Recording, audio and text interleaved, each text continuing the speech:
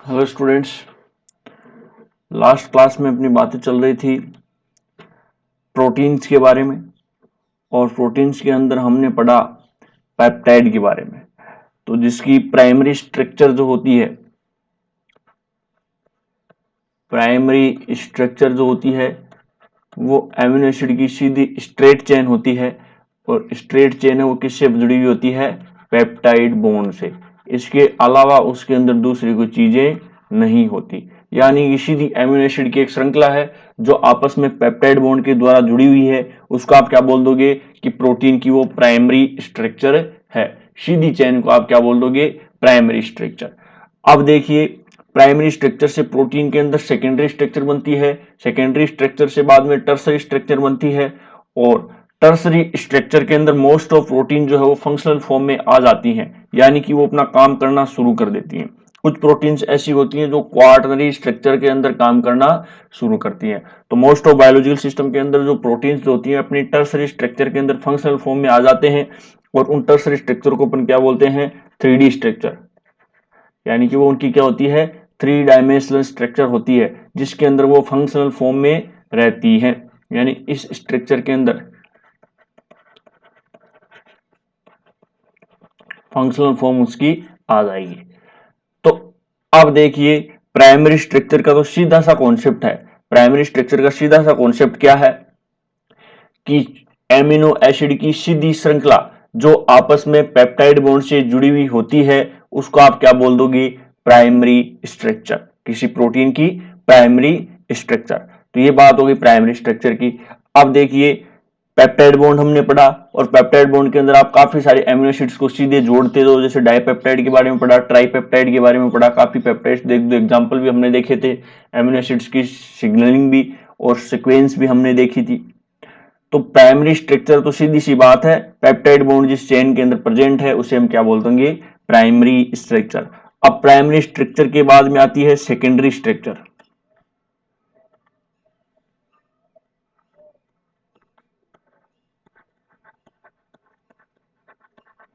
Secondary structure. अब देखिए, secondary structure का क्या मतलब होता है? सेकेंडरी स्ट्रक्चर क्या होती है? तो प्राइमरी स्ट्रक्चर से सेकेंडरी स्ट्रक्चर बनेगी, और सेकेंडरी स्ट्रक्चर से टर्सरी स्ट्रक्चर बनेगी, और टर्सरी स्ट्रक्चर से आगे क्या बन सकती है? क्वार्टनरी स्ट्रक्चर भी बन सकती है। तो सेकेंडरी स्ट्रक्चर को समझाने के लिए एक साइंटिस्ट है कि प्राइमरी स्ट्रक्चर से सेकेंडरी स्ट्रक्चर कैसे बनती है, इसके बारे में एक साइंटिस्ट है जिसका नाम था रामाचंद्रन।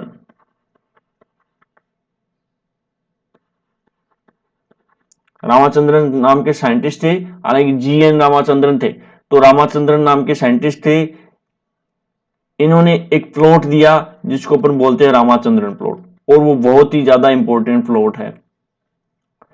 ये रामाचंद्रन प्लॉट इंपॉर्टेंट क्यों है? कॉम्पिटिटिव एग्जाम की दृष्टि से ज्यादा इंपॉर्टेंट होता है, क्योंकि जो रामाचंद्रन थे वो इंडियन साइंटिस्ट थे जिन्होंने विश्व स्तर पे बायोकेमिस्ट्री पे काम किया। बाकी जितने भी आपको बायोकेमिस्ट हैं वो विदेशों के साइंटिस्ट देखने को मिलेंगे। GN रामाचंद्रन एक ऐसे साइंटिस्ट थे जो इंडियन साइंटिस्ट थे, और उन्होंने बायोकेमिस्ट्री के ऊपर काम किया और बहुत ही इंपॉर्टेंट स्ट्रक्चर के बारे में बताया कि प्राइमरी स्ट्रक्चर से सेकेंडरी स्ट्रक्चर कैसे बनती है।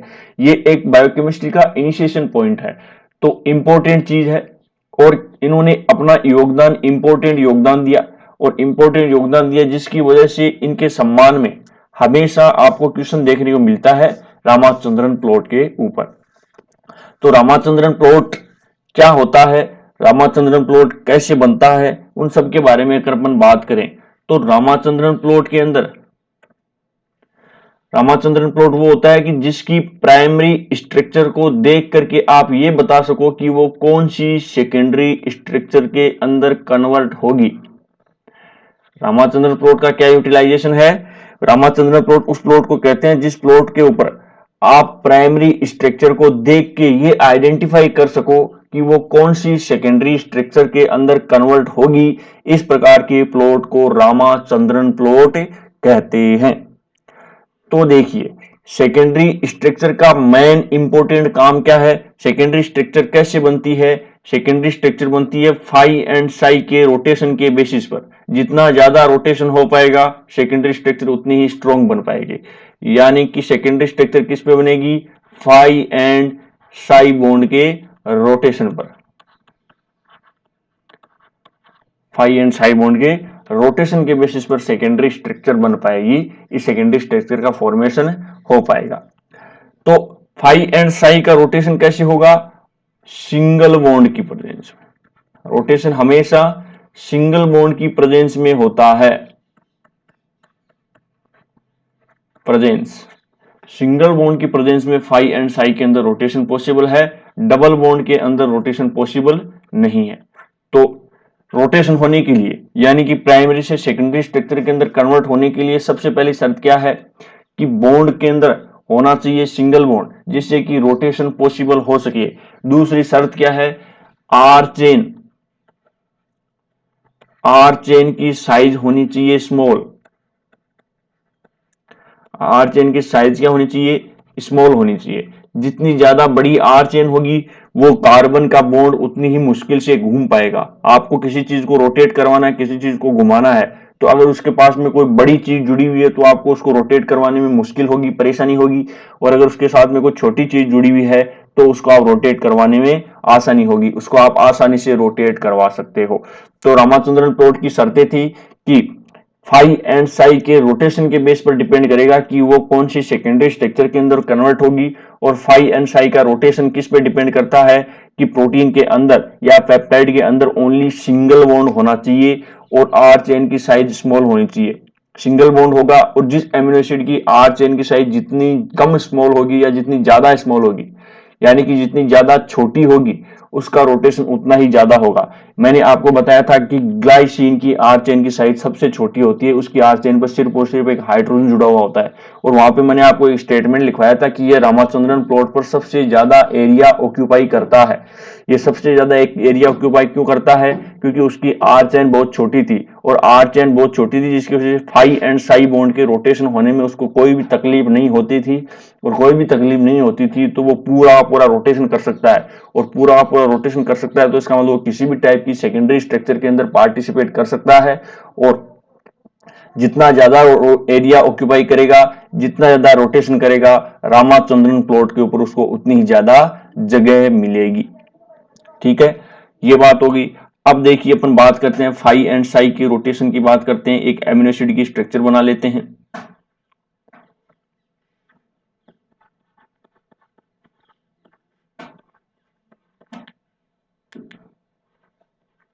ये जो मैं आपको एमिनो एसिड की स्ट्रक्चर दिखा रहा हूं, ये ऐसे दिखा रहा हूं। यहाँ NH3+ किया था तो यहाँ CO- किया था, यहाँ आप NH2 करके COH कर दो तो ये तरीका भी सही होता है, टेंशन लेने की बात नहीं है। अब ये देखिए आर चेन है,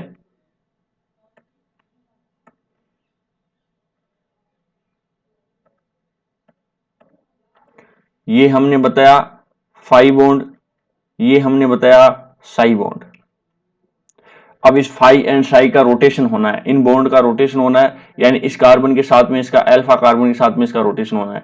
अब इस आर चेन की साइज बड़ी होगी, आर चेन की साइज बड़ी होगी तो ये बॉन्ड का रोटेशन है वो आसानी से नहीं हो पाएगा। और अगर आर चेन की साइज छोटी होगी तो ये बॉन्ड आसानी से रोटेट कर पाएगा। तो ग्लाइसिन के अंदर ओनली हाइड्रोजन था तो ये सबसे ज्यादा रोटेशन कर पाएगा, और सबसे ज्यादा रोटेशन कर पाएगा तो ये रामाचंद्रन प्लॉट के ऊपर सबसे ज्यादा एरिया ऑक्यूपाई करेगा। और एक था प्रोलीन, जिसके अंदर मैंने आपको बताया कि प्रोलीन रामाचंद्रन प्लॉट के ऊपर सबसे कम एरिया ऑक्यूपाई करता है। अब रामाचंद्रन प्लॉट पर सबसे कम एरिया क्यों ऑक्यूपाई करता है? क्योंकि आर चेन की स्टेरिक हिंड्रेंस ज्यादा थी, आर चेन की स्टेरिक हिंड्रेंस ज्यादा थी। और स्टेरिक हिंड्रेंस ज्यादा क्यों थी? आपको अगर प्रोलीन की केमिकल स्ट्रक्चर याद है तो हमने कुछ ऐसा उसको बनाया था।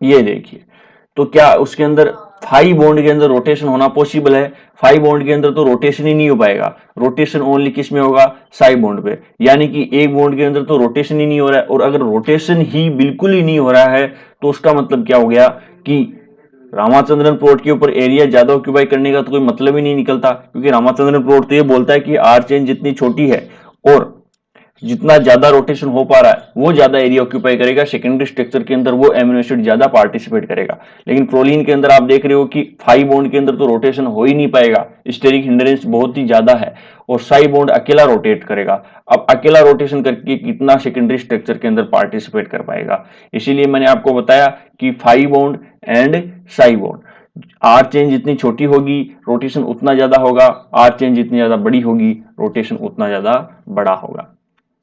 तो एक तो ये बॉन्ड्स का ध्यान रखना, एन सी अल्फा के मध्य कौन सा बॉन्ड होता है, 5 बॉन्ड। सी अल्फा सी के मध्य कौन सा बॉन्ड होता है, साई बॉन्ड। यानी ये एन है, इसको पूरे ग्रुप को हमने एन नाम दिया, इसके अल्फा कार्बन ये दोनों आपस में कौन से बॉन्ड से जुड़े हुए हैं, 5 बॉन्ड। और ये सी है और ये COOH है, तो अल्फा कार्बन एंड सी, इसके मध्य बॉन्ड कौन सा है, Sai bond. And omega bond कौन सा था, पेप्टाइड बॉन्ड। ओमेगा बॉन्ड को आप नाम दोगे तो क्या दोगे, ये सी है और ये साधारण एन है, यहां इसके सामने एन आएगा तो सी और एन, इस बॉन्ड को आप क्या नाम दोगे, ओमेगा या पेप्टाइड बॉन्ड। तो ये बात थी पेप्टाइड बॉन्ड के बारे में। अब रामाचंद्रन ने प्लॉट कैसे बनाया, वो इंपॉर्टेंट बात है। तो इन्होंने प्लॉट को कुछ ऐसे बनाया था,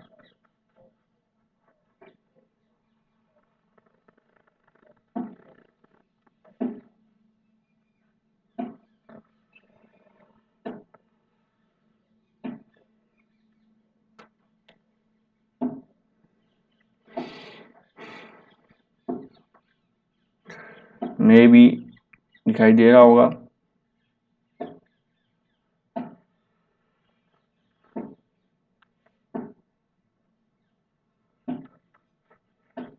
ये ऐसा एक प्लॉट बनाया और यहां नीचे रखा फाई, यहां नीचे रखा फाई और यहां रखा साई। एक अक्ष पर तो रखा फाई और एक अक्ष पे रखा साई। तो देखिए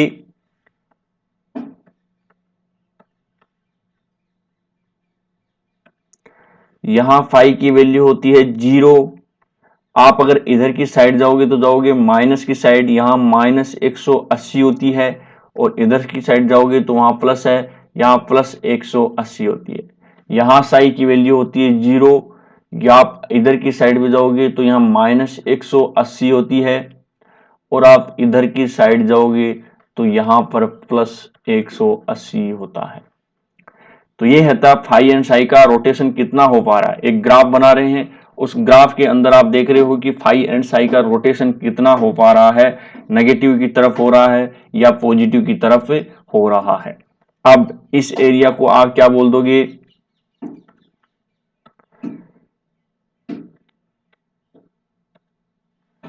ये कौन सी साइड है, लेफ्ट साइड है कि नहीं है, और ये साइड है राइट साइड।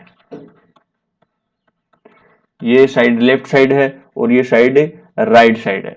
अब देखिए यहां पे आप देख पा रहे हो फाई एंड साई की वैल्यू दोनों ही क्या हैं, यहां देख रहे हो फाई की वैल्यू इस प्लॉट में नेगेटिव है एंड साई की वैल्यू भी आप देख पा रहे हो नेगेटिव है, दोनों ही नेगेटिव है। यानी कि आप यहां से कंसीडर करोगे, इधर जाओगे फाई की वैल्यू को देखना है तो इधर जाओगे तो यहां 0 तक है, तो जो भी है वो नेगेटिव ही रहेगी हमेशा। यहां तक पहुंच जाओगे तो कम नेगेटिव रहेगी, इसी प्रकार से अगर आप यहां तक पहुंच जाओगे तो कम नेगेटिव रहेगी, लेकिन रहेगी हमेशा नेगेटिव। तो इस प्लॉट में यानी कि लेफ्ट लोअर साइड में क्या है, फाई एंड साई दोनों की वैल्यू नेगेटिव है। उसके बाद में आप देखिए यहां ऊपर चलिए, यहां पर फाई की वैल्यू क्या है, फाई यहां है नेगेटिव है।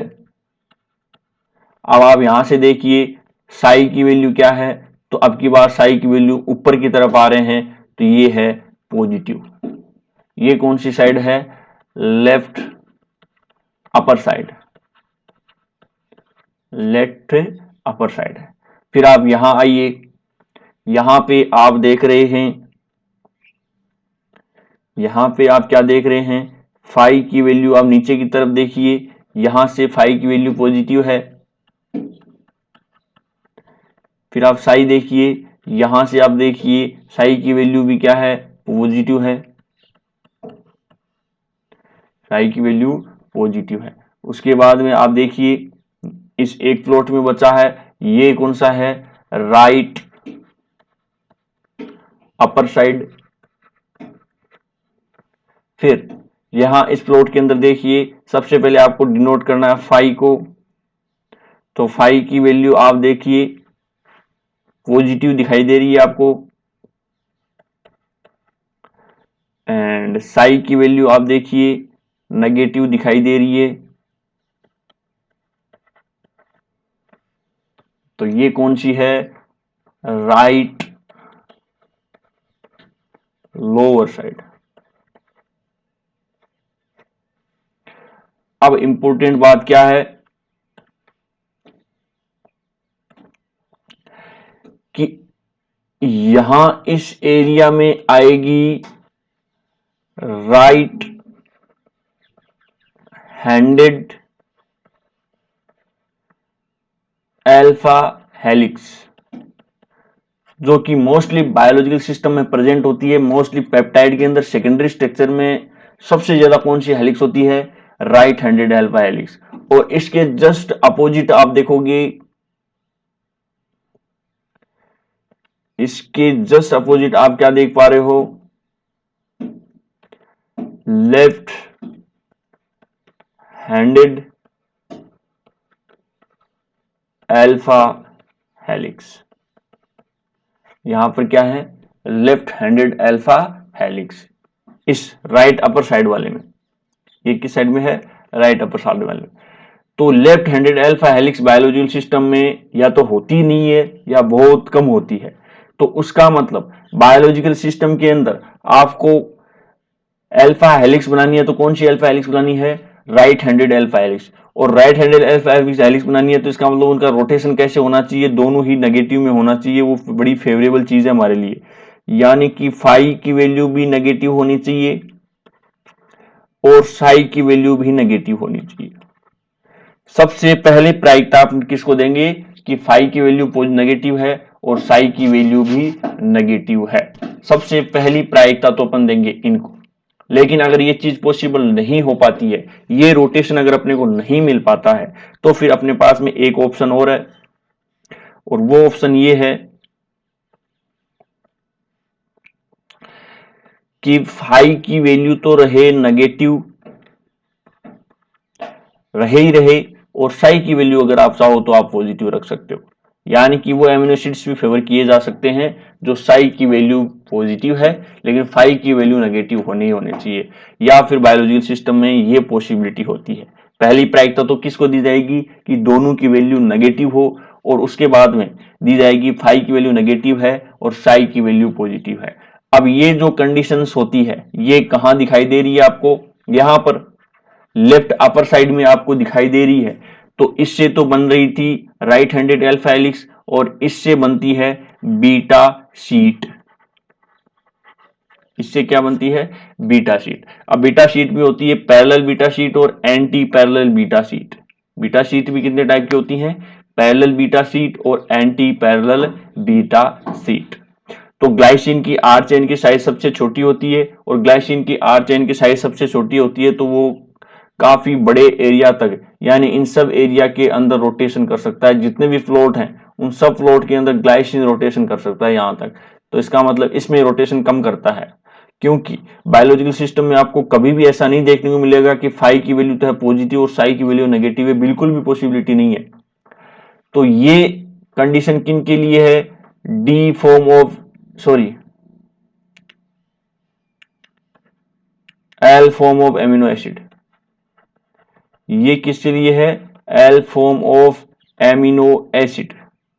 और ये कंडीशन किसके लिए है, D form of amino acid. D form of amino acid. तो इसका मतलब बायोलॉजिकल सिस्टम में मैंने आपको बताया हमेशा L form of amino acid पाए जाते हैं, D form of amino acid कभी भी नहीं पाया जाता। D form of amino acid का एग्जांपल सिर्फ और सिर्फ मैंने आपको एक दिया था, वो दिया था peptidoglycan.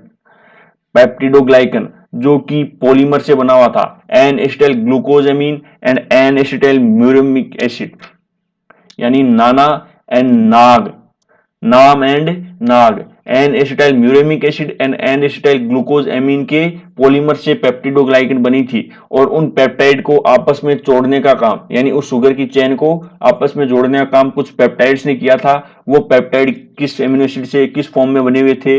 D form of amino acid, क्योंकि आप जानते हो कि शुगर जो होती है वो डी फॉर्म में पाई जाती है। शुगर हमेशा किस फॉर्म में पाई जाएगी? डी फॉर्म में। अब शुगर के साथ में वो एमिनो एसिड जुड़ रहे हैं, इसका मतलब उन एमिनो एसिड को किस फॉर्म में प्रेजेंट रहना पड़ेगा?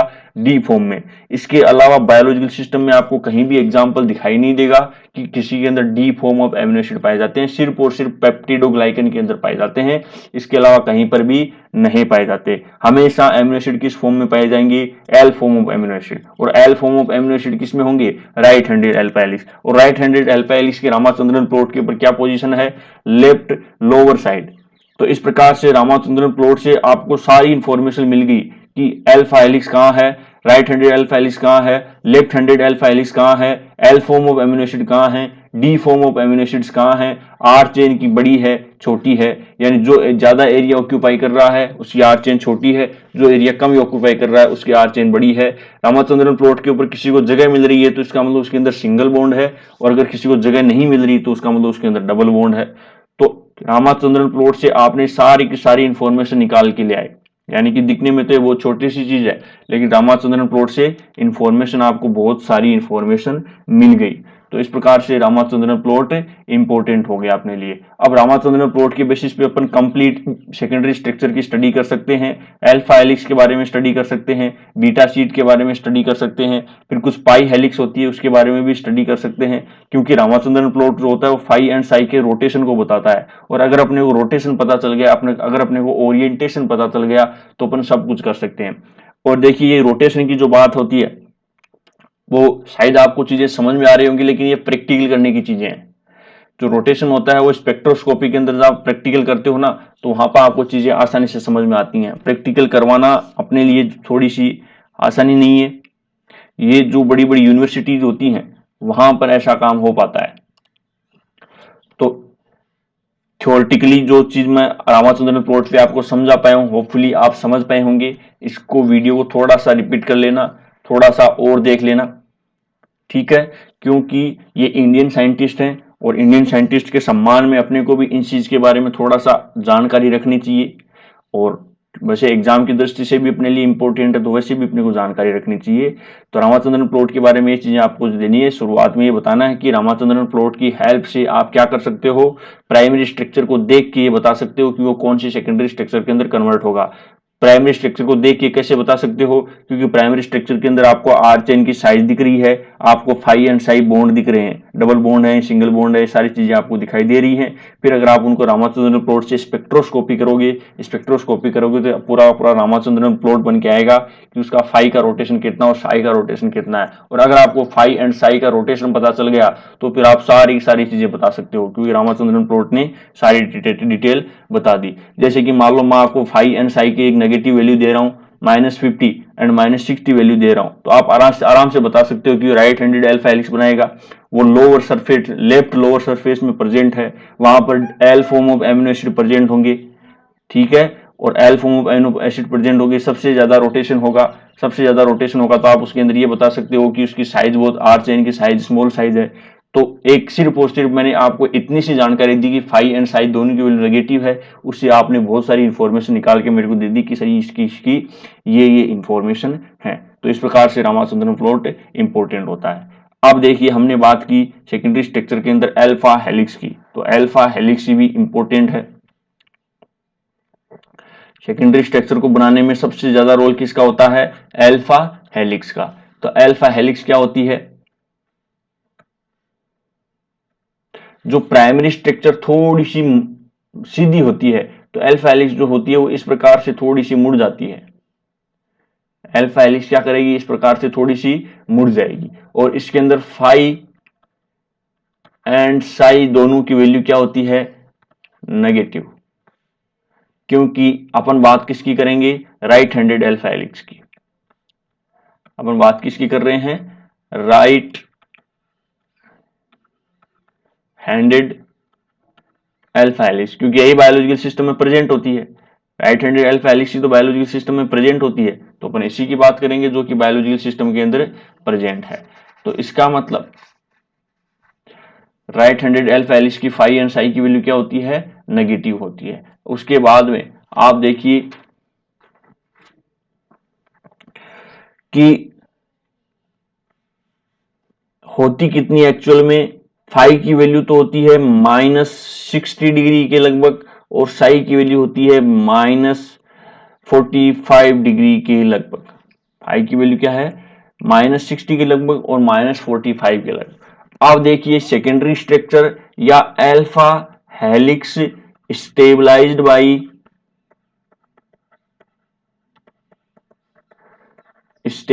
बाई हाइड्रोजन बॉन्ड, यानी अल्फा हेलिक्स किससे बनती है, हाइड्रोजन बॉन्ड। प्राइमरी स्ट्रक्चर किससे बन रही थी, पेप्टाइड बॉन्ड से, लेकिन सेकेंडरी स्ट्रक्चर किसकी बनेगी, हाइड्रोजन बॉन्ड से बनेगी। एंड ये बॉन्ड किससे होगा, parallel to helix axis, parallel to helix axis होगा। एंड बॉन्ड का जो एंगल है, बॉन्ड एंगल जो है वो 180 डिग्री होगा, यानी एक दूसरे की अपोजिट साइड में होंगे, एकदम सीधी स्ट्रेट लाइन में बॉन्ड एंगल 180 डिग्री होगा। और बॉन्ड हाइड्रोजन बॉन्ड कहां बनेगा, एन एमिनो एसिड के साथ में, N+4 amino acid hydrogen bonding करेगा। अब देखिए एन एमिनो एसिड के साथ में N+4 amino acid hydrogen bonding कैसे करेगा, तो शायद मैंने आपको कल बताई थी पेप्टाइड बॉन्ड की चेन के बारे में।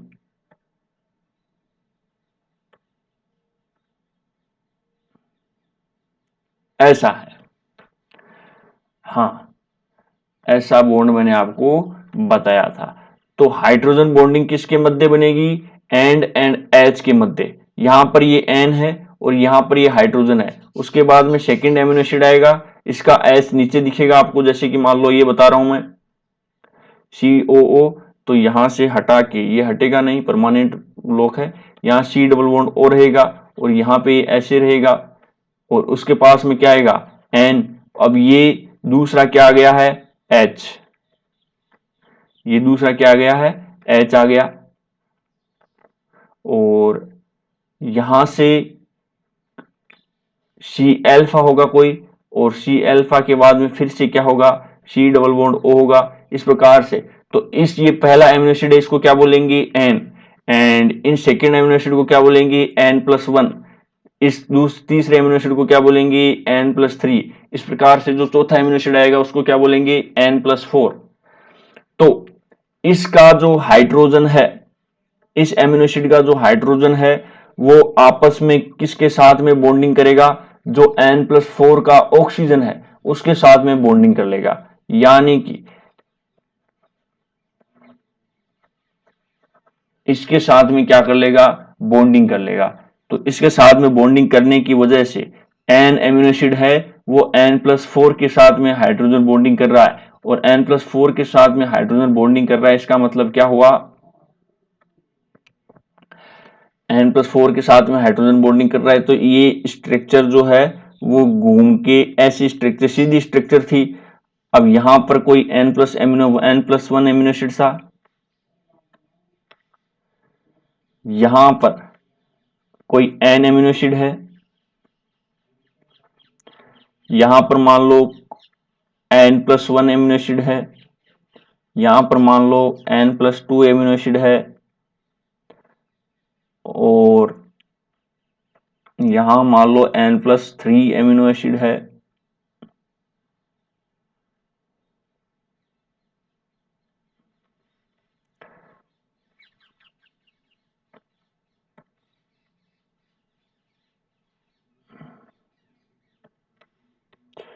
यहां मान लो N+3 एमिनो एसिड है, और यहां इस N के सामने क्या आ जाएगा, N+4 एमिनो एसिड। तो यहां पर N का हाइड्रोजन ये इस साइड में था और इसका ये ऑक्सीजन ऊपर आ जाएगा, तो ये क्या बन जाएगा, आपस में बॉन्डिंग कर लेंगे। इस प्रकार से स्ट्रक्चर कोरिलेट हो जाएगी। एंड फिर से ये स्ट्रक्चर कुंडलित होती हुई अब ये N+3 एमिनो एसिड किसके साथ में बॉन्डिंग करेगा, N+3 amino acid 4 amino acid आगे बॉन्डिंग करेगा, यानी कि N+3 के सामने ठीक सामने कौन सा एमिनो एसिड फिर से आ जाएगा, N+4।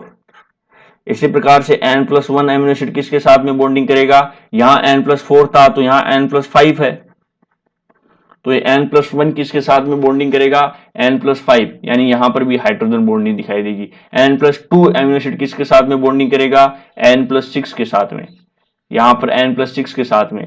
फिर N+3 बॉन्डिंग किसके साथ में करेगा, यहां पर इसके सामने कौन सा आ जाएगा, N+7 बॉन्डिंग, यहां N+3 किसके साथ में करेगा, N+7, 6 7। तो इस प्रकार से स्ट्रक्चर आगे चलती हुई एक दूसरे से हाइड्रोजन बॉन्ड बनाती हुई स्ट्रक्चर हो जाती है कुंडलित। इतनी देर तो क्या थी, एक सीधी स्ट्रक्चर थी, और अब इसका क्या हो रहा है, कुंडलन हो रहा है। तो इस प्रकार से प्राइमरी स्ट्रक्चर से कौन सी स्ट्रक्चर बन गई, सेकेंडरी स्ट्रक्चर, और सेकेंडरी स्ट्रक्चर के अंदर इंपॉर्टेंट रोल किसने दिया, अल्फा हेलिक्स ने, अल्फा हेलिक्स ने। अब एन एमिनो एसिड से लेके आप N+4 तक जा रहे हो, और N+4 का जो कार्बन है उसके साथ में बॉन्डिंग कर रहे हो, तो N+4 पूरा एमिनो एसिड काम में नहीं आ रहा। तो एक राइट हैंडेड अल्फा हेलिक्स, यानी कि ये एक जो कुंडलन है, इस पूरा कुंडलन होने के लिए कितने एमिनो एसिड्स की जरूरत होती है आपको, 1 राइट हैंडेड अल्फा हेलिक्स के लिए आपको 3.6 एमिनो एसिड की जरूरत होती है। N से लेके N+4 तक जाना है, तो N+4 का कार्बन है वही काम आएगा, अल्फा कार्बन, उसके साथ में कार्बोक्सिलिक ग्रुप है वो काम नहीं आएगा, यानी आधा एमिनो एसिड से थोड़ा सा ज्यादा, यानी कि 0.6 एमिनो एसिड काम में आ रहा है। इसलिए राइट हैंडेड अल्फा हेलिक्स में 3.6 एमिनो एसिड होते हैं। एंड हेलिक्स हाइट कितनी होती है,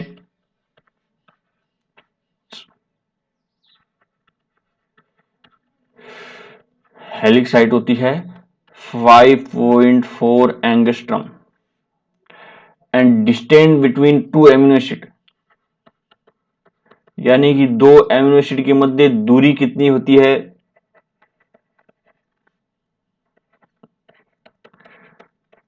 1.5 एंगस्ट्रम। दो एमिनो एसिड के मध्य दूरी कितनी होगी, 1.5 एंगस्ट्रम। अब अगर मैं आपको एक एग्जांपल दूं, रामाचंद्रन प्लॉट का यूज आप आगे भी कर सकते हैं, कि अपनी प्लाज्मा मेम्ब्रेन है, आपने एनिमल फिजियोलॉजी में पढ़ा होगा प्लाज्मा मेम्ब्रेन के बारे में आराम से। ये अपनी प्लाज्मा मेम्ब्रेन है जो लिपिड की बनी हुई है,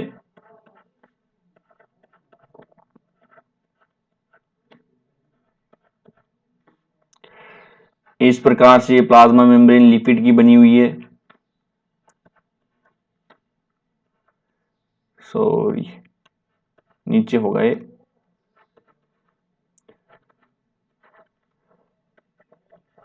तो इस दोनों यहां से लेके यहां तक ये गैप कितना है, ये गैप होता है 30 एंगस्ट्रम। एप्रोक्सीमेशन ये गैप कितना होता है, 30 एंगस्ट्रम। अब अगर किसी पेप्टाइड को इस कंप्लीट प्लाज्मा मेम्ब्रेन को क्रॉस करना है, तो बताओ कितने एमिनो एसिड लगेंगे। आपके पास में क्या क्या इंफॉर्मेशन है, आपके पास में इंफॉर्मेशन है कि एक तो प्लाज्मा मेम्ब्रेन की जो लेंथ होती है वो कितनी है, 30 एंगस्ट्रम। एक आपके पास ये इंफॉर्मेशन भी है कि एक एमिनो एसिड के बीच में दो एमिनो एसिड के बीच में 1.5 एंगस्ट्रम दूरी होती है। तो 30 एंगस्ट्रम को पार करने में आपको कितने एमिनो एसिड की जरूरत पड़ती है, जाहिर सी बात है 20 एमिनो एसिड लगेंगे। प्लाज्मा मेम्ब्रेन को अगर आपको क्रॉस करना है तो उसके बीच में आपको कितने एमिनो एसिड, यहां से यहां तक पेप्टाइड कितना बनेगा, 20 एमिनो एसिड का पेप्टाइड, यानी ऐसे कुंडलित होते हुए हेलिक्स यहां पर क्रॉस करेगी, और इसको कितने एमिनो एसिड्स की जरूरत है, 20 एमिनो एसिड की जरूरत है। कितनी जरूरत है, 20 एमिनो एसिड की जरूरत है। तो इस प्रकार से प्लाज्मा मेम्ब्रेन की स्ट्रक्चर है, और ये अल्फा हेलिक्स की स्ट्रक्चर है। अब देखिए अल्फा हेलिक्स के बारे में आप बात करोगे,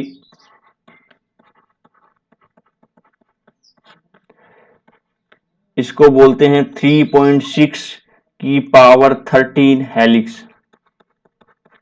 इसको अपन क्या बोल सकते हैं? 3.6 की पावर 13 हेलिक्स। 3.6 की पावर 13 हेलिक्स क्यों बोलेंगे? आप क्या करना, आप 5 एमिनो एसिड को कंटिन्यूअसली जोड़ते जाना, और जोड़ते जाने के पर आपको 3.6 तो उसके अंदर एमिनो एसिड दिखाई देंगे, और टोटल 13 उसके अंदर एटम्स दिखाई देंगे, मॉलिक्यूल्स। यानी कि एटम का क्या मतलब होता है? Carbon, hydrogen, nitrogen, oxygen. आप उनको काउंट करते जाना, आर चेन को काउंट मत करना, आर चेन के एटम को काउंट मत करना। आपको टोटल 13 एटम्स उसके अंदर दिखाई देंगे।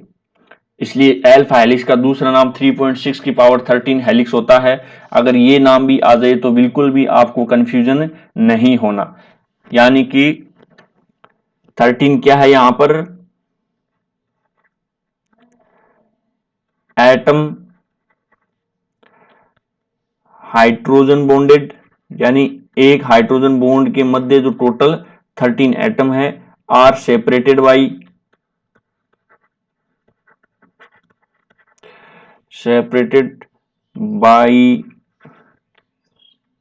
Distance of 13 atoms. इसके बारे में अब देखिए, हेलिक्स डिस्टेबलाइजर कौन से होते हैं? यानी कि हेलिक्स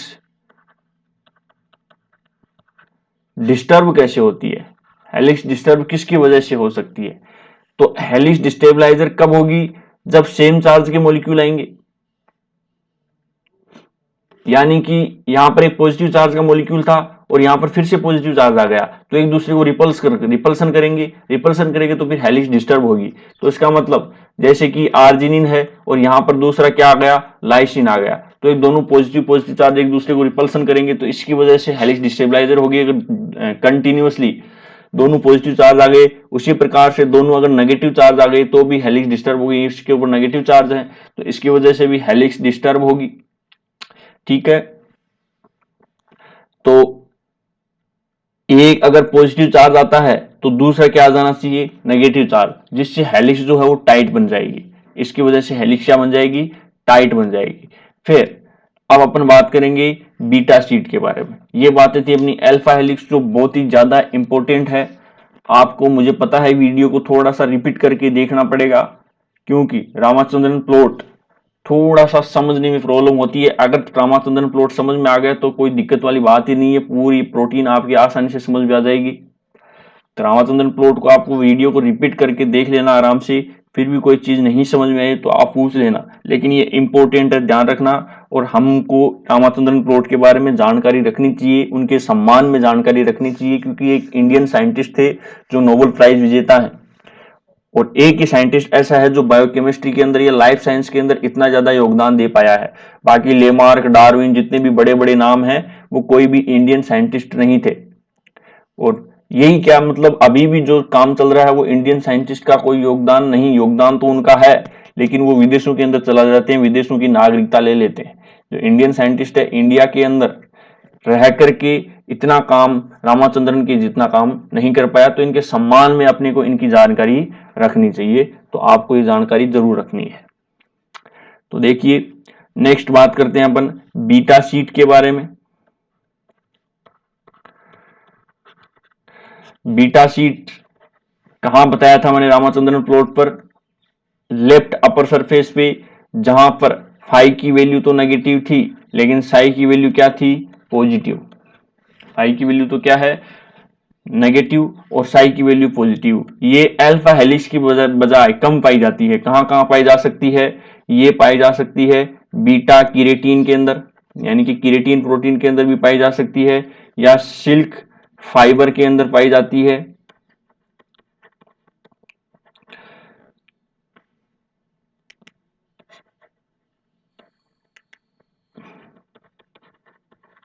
सिल्क फाइबर के अंदर पाई जा सकती है। इसके अलावा ये पोरीन प्रोटीन के अंदर पाई जाती है। पोरीन प्रोटीन इंपॉर्टेंट है। पोरीन प्रोटीन क्या है? इंपॉर्टेंट है। पोरीन प्रोटीन होती है आपकी प्लाज्मा मेम्ब्रेन के ऊपर कुछ पोर्स होते हैं जो कि नॉर्मली स्मॉल साइज के मॉलिक्यूल्स को आपस में ट्रांसपोर्ट करने का काम करते हैं। पोरीन प्रोटीन क्या होती है? प्लाज्मा मेम्ब्रेन पर पाई जाने वाली प्रोटीन होती है जिसके ऊपर जो स्मॉल साइज के मॉलिक्यूल्स हैं उनको ट्रांसपोर्ट करने का, यानी बाहर से अंदर और अंदर से बाहर ट्रांसपोर्ट करने का काम करते हैं। ये मोस्टली वहां पर पाई जाती है जहां पर डबल मेम्ब्रेन सेल ऑर्गेनल्स होते हैं, यानी माइटोकॉन्ड्रिया, क्लोरोप्लास्ट, वहां पर डबल मेम्ब्रेन सेल ऑर्गेनल्स है। तो उसकी जो बाहर की मेम्ब्रेन है, यानी कि एक तो होती है उनकी इनर मेम्ब्रेन और एक होती है आउटर मेम्ब्रेन, तो आउटर मेम्ब्रेन के ऊपर पोरीन प्रोटीन पाई जाती है। इनर मेम्ब्रेन बहुत ज्यादा स्पेसिफिक होती है, इसलिए इनर मेम्ब्रेन के ऊपर पोरीन प्रोटीन नहीं पाई जाती है। तो ये आउटर मेम्ब्रेन और इनर मेम्ब्रेन की बात कर दी हमने। अब बायोलॉजिकल सिस्टम के अंदर मोस्ट ऑफ कौन सी बीटा शीट पाई जाती है? Anti parallel beta sheet, anti parallel beta sheet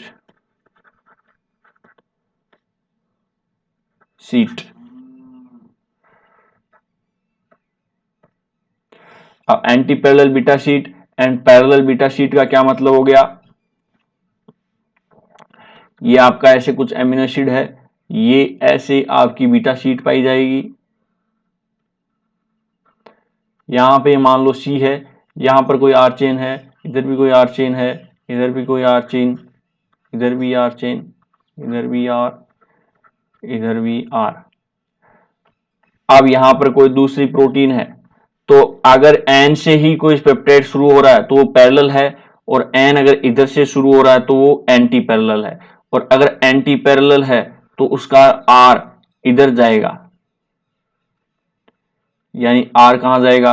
इधर, एंड फिर से आर ये नीचे की तरफ आएगा, यानी आर चेन से आर चेन कभी भी नहीं टकराएगी, और आर चेन से आर चेन नहीं टकराएगी तो हाइड्रोजन बॉन्डिंग करने में आसानी होगी, और ये टाइटली पैक भी हो जाएगी एक दूसरे में।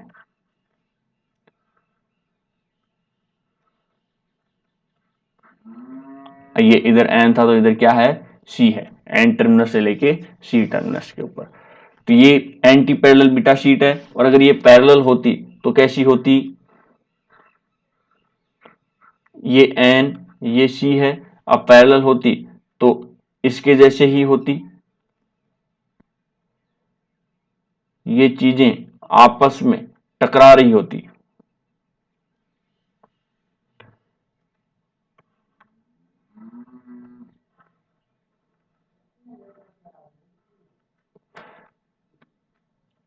यहां पर आर चेन होगी, यहां पर भी आर चेन होगी, यहां आर चेन, यहां आर चेन, यानी कि हाइड्रोजन बॉन्डिंग किसके साथ में करती है? आर चेन के सामने क्या आ रही है? आर चेन आ रही है, तो हाइड्रोजन बॉन्डिंग करने में मुश्किल होती। तो इस प्रकार से parallel beta sheet biological system में नहीं होती, एंटी पैरेलल बीटा शीट होती है। अब देखिए मैन चेन है,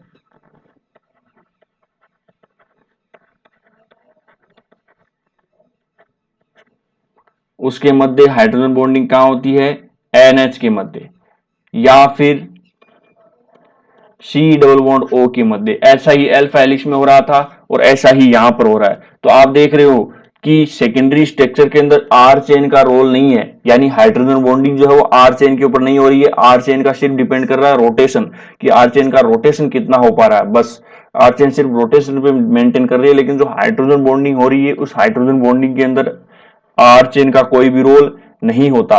जो खुद एमिनो एसिड्स के अंदर एनएच ग्रुप है या सीओ ग्रुप है उनके मध्य हाइड्रोजन बॉन्डिंग हो रही है, आर चेन का सेकेंडरी स्ट्रक्चर के अंदर कोई रोल नहीं होता। इस बात को आप स्पेसिफिकली ध्यान रखना। अब बात करते हैं फाई एंड साई की वैल्यू। तो पहले देख लेते हैं anti parallel beta sheet. Anti parallel beta sheet की फाई की वैल्यू क्या होती है? पहली बात तो होती है नेगेटिव। अब नेगेटिव के अंदर भी कितना होती है? -140 होती है। साई की वैल्यू होती है पॉजिटिव, पॉजिटिव के अंदर भी कितना होती है? -135। ये तो होती है एंटी पैरेलल बीटा शीट की फाई एंड साई वैल्यू। अब देखेंगे parallel beta sheet, parallel beta sheet की वैल्यू, पैरेलल बीटा शीट की फाई की वैल्यू जो होती है वो -120 डिग्री होती है। ये डिग्री जरूर लगा लेना क्योंकि स्पेक्ट्रोस्कोपी के अंदर रोटेशन डिग्री के ऊपर मेजर किया जाता है। और जो साई की वैल्यू होती है वो +115 डिग्री होती है। तो ये होती है फाई एंड साई की बीटा शीट के अंदर वैल्यू। बीटा शीट्स जो होती है वो भी प्रोटीन्स के अंदर पाई जाती है, लेकिन वो अल्फा हेलिक्स के बजाय कम पाई जाती है। अब इसके अलावा सेकेंडरी स्ट्रक्चर के अंदर और क्या क्या हेलिक्स हो सकती हैं और क्या क्या हो सकता है उसके बारे में अपन स्टडी करेंगे। उसके बारे में अपन नेक्स्ट क्लास में स्टडी करेंगे कि सेकेंडरी स्ट्रक्चर से टर्सरी स्ट्रक्चर कैसे बनेगी और टर्सरी स्ट्रक्चर से क्वार्टनरी स्ट्रक्चर कैसे बनेगी। उन सब चीज़ों के बारे में अपन नेक्स्ट क्लास में बात करेंगे। तो मिलते हैं नेक्स्ट क्लास में, तब तक के लिए थैंक यू सो मच। आप इस क्लास को, ये इंपॉर्टेंट क्लास है, हालांकि प्रोटीन की कंप्लीट क्लासें ही इंपॉर्टेंट है, लेकिन ये क्लास थोड़ी सी और इम्पोर्टेंट है और समझने में भी थोड़ी सी आपको आ सकती है दिक्कत, क्योंकि इसके अंदर जितनी भी चीज़ें थी वो सारी की सारी नई चीज़ें हैं आपके लिए। आपको कभी भी फेस नहीं किया होगा, शायद किसी ने ही फेस किया हो इन चीज़ों को। एमिनो एसिड्स के बारे में तो हो सकता है कि आपने बीएससी के अंदर भी सुना है, आप एमएससी के अंदर भी आप इसको आसानी से याद कर सकते हो, लेकिन जो रामाचंद्रन प्लॉट है और ये जो पेप्टाइड बॉन्ड है, फाई साई की वैल्यूज हैं और फाई साई का ओरिएंटेशन कैसे होता है, ये सब चीज़ें आपने हो सकता है कि पहली बार ही सुनी हो। तो आप वीडियो को एक बार देखो, दो बार देखो, वीडियो होने का यही फायदा है। क्लास के अंदर तो सिर्फ एक बार समझाया जाता है, लेकिन वीडियो होने का यही फायदा होता है कि आप इनको 2-3 बार रिपीट कर करके देखो और फिर भी अगर कोई चीज़ नहीं समझ में आई तो पूछो, लेकिन ये चीज़ इंपॉर्टेंट बहुत ज़्यादा है। तो thank you so much, next class में मिलेंगे।